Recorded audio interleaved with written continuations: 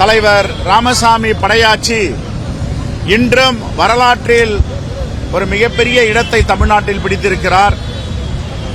அன்னை இந்திரா காந்தி, பெருந்தலைவர் காமராஜருடைய போற்றுதலுக்குரியவர், அமைச்சராக பல துறைகளில் பொறுப்பு வகித்தவர், காங்கிரஸ் பேரியக்கத்துடைய சித்தாந்தத்தையும் கொள்கை கோட்பாடையும் உள்வாங்கியவர், தமிழ்நாட்டில் சாதி மத மோதல்களுக்கு எதிராக குரல் கொடுத்தவர், ஒருபோதும் இன மோதல்களையும் மத மோதல்களையும் எதிர்த்த அவர் போராடியவர். அப்படிப்பட்ட ஒரு மாபெரும் தலைவருடைய பிறந்தநாள் என்று நாம் கொண்டாடி கொண்டிருக்கிறோம். இடஒதுக்கீடுக்காக குரல் கொடுத்தவர், குறிப்பாக பிற்படுத்தப்பட்ட மக்களும் விளிம்புநிலை மக்களும் அவர்கள் வாழ்வில் முன்னேற வேண்டும் என்று எல்லா சமூகத்திற்காகவும் குரல் கொடுத்த ஒரு மாபெரும் தலைவர்.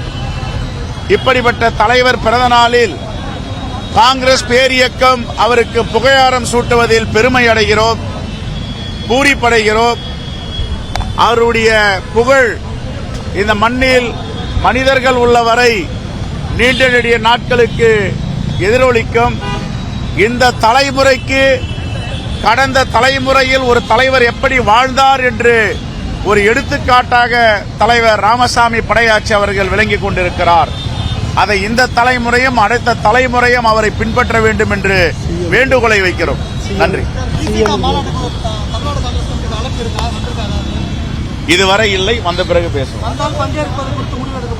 எங்களுடைய அகில இந்திய தலைமையிடம் ஆலோசனை செய்து எங்களுடைய தலைவர்கள் அவருடைய ஆலோசனை செய்து முடிவெடுக்கும். மகாத்மா காந்தியுடைய கொள்கையே பூரண மதுவிலக்கு தான். அதுல காங்கிரஸ் பேரியக்கம் என்றும் விலகியது கிடையாது. ஆகவே பூரண மதுவிலக்கு தான் எங்களுடைய கொள்கை. அரசியல் இல்லாம எதுவுமே கிடையாது, எல்லாம் அரசியலை சார்ந்ததுதான். அது என்ன அரசியலுக்கு அப்பாற்பட்டு அரசியலையும் கூட்டங்களையும் பிரித்து பார்க்க முடியும். எல்லாமே அரசியல் தான்.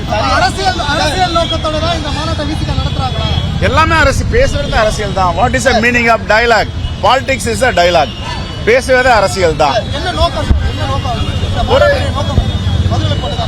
அப்படி கிடையாது. ஒரு மதுவிலக்கு காங்கிரஸ் பேரியக்கத்துடைய கொள்கை.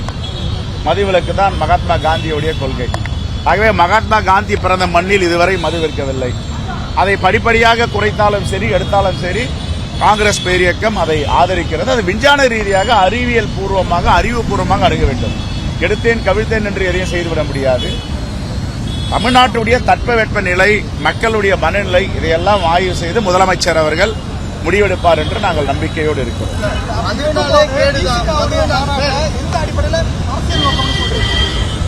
பாலிடிக்ஸ் இஸ் டயலாக்ன்றாங்க. பேசுறது அரசியல் தான். நீங்க ஏன் ரொம்ப ஆழமா உள்ள போறீங்க? மேலோட்டமா பாருங்க. அதனால எதுக்கோ இந்தியா கூட்டணியில உள்ள சலசலப்புங்க சம்பந்தமே கிடையாது. மீண்டும் மீண்டும் சொல்றேன், இந்தியா கூட்டணி என்பது அரசியல் கணக்கு மட்டுமல்ல, அதற்கு அப்பாற்பட்டு தேச ஒற்றுமை, மண்ணை காப்பாற்றுவது, அரசியலமைப்பு சட்டத்தை பாதுகாப்பது, நிறைய விஷயங்கள் உள்ள இருக்குன.